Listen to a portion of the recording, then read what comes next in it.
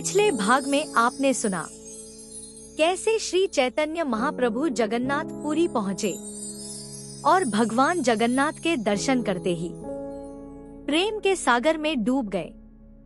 कैसे महान विद्वान सार्वभौम भट्टाचार्य उनकी भक्ति से प्रभावित होकर भगवान श्री कृष्ण के भक्त बन गए। लेकिन महाप्रभु का उद्देश्य केवल पुरी तक सीमित नहीं था। वे चाहते थे कि हर गांव, हर नगर और हर हृदय तक भगवान के प्रेम का संदेश पहुंचे। अब आगे सन 1510 के आसपास श्री चैतन्य महाप्रभु ने दक्षिण भारत की एक विशाल पदयात्रा प्रारंभ की। उनके साथ न कोई सेना थी, न धन, न कोई राजसी वैभव। साथ था तो केवल भगवान का नाम और अटूट विश्वास।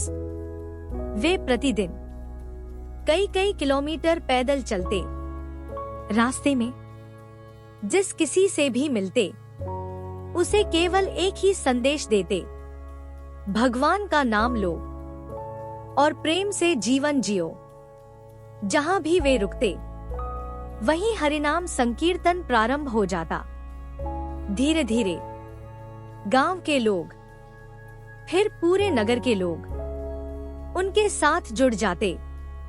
महाप्रभु किसी का धर्म, जाति या भाषा नहीं पूछते थे। वे कहते, भगवान का प्रेम सभी के लिए है। उनकी यात्रा ओडिशा से आगे बढ़ती हुई आंध्र प्रदेश, तमिल प्रदेश, कर्नाटक और केरल के अनेक क्षेत्रों तक पहुंची।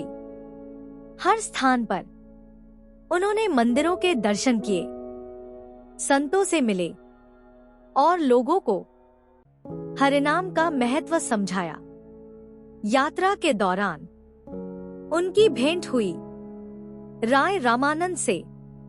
राय रामानंद राज्य के एक उच्च अधिकारी थे, लेकिन साथ ही वे भगवान श्री कृष्ण के महान भक्त भी थे। दोनों के बीच गोदावरी नदी के तट पर भक्ति, प्रेम और भगवान के स्वरूप पर लंबा संवाद हुआ। गौड़ीय वैष्णव परंपरा में इस संवाद को अत्यंत महत्वपूर्ण माना जाता है।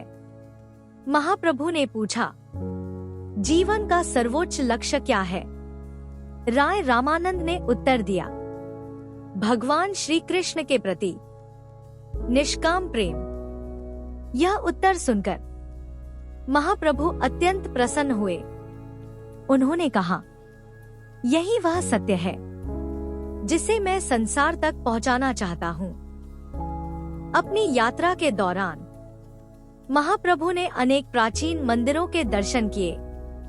उन्होंने जहां भी भगवान की मूर्ति देखी, वहां प्रेम से कीर्तन किया।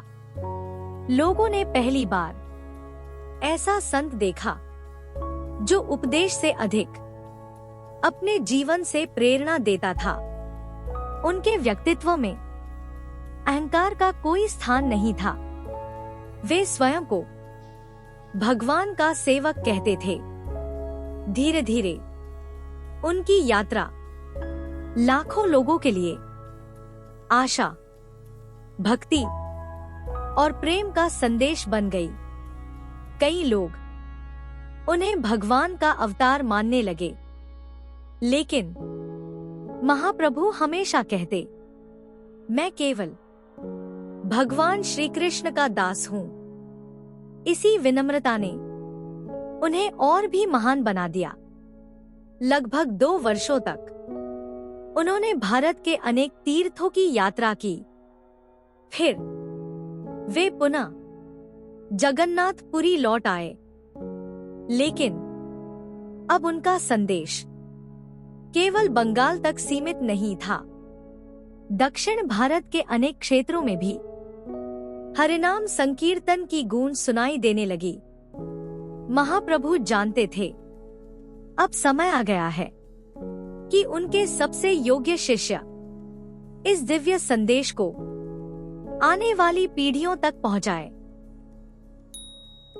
कौन थे रूप गोस्वामी और सनातन गोस्वामी? कैसे महाप्रभु ने उन्हें वृंदावन भेजकर भक्ति साहित्य की नींव रखी और क्यों रथ यात्रा उनके जीवन की सबसे प्रसिद्ध लीला बनी? जानिए अगले भाग में द ओशन ऑफ डिवोशन। यदि यह कथा आपको पसंद आ रही है तो वीडियो को लाइक करें, शेयर करें और ऐसी ही दिव्य ऑडियो स्टोरीज के लिए चैनल को सब्सक्राइब करना न भूलें। तब तक हरे कृष्ण कृष्ण कृष्ण हरे हरे, हरे राम राम राम हरे हरे, हरि बोल।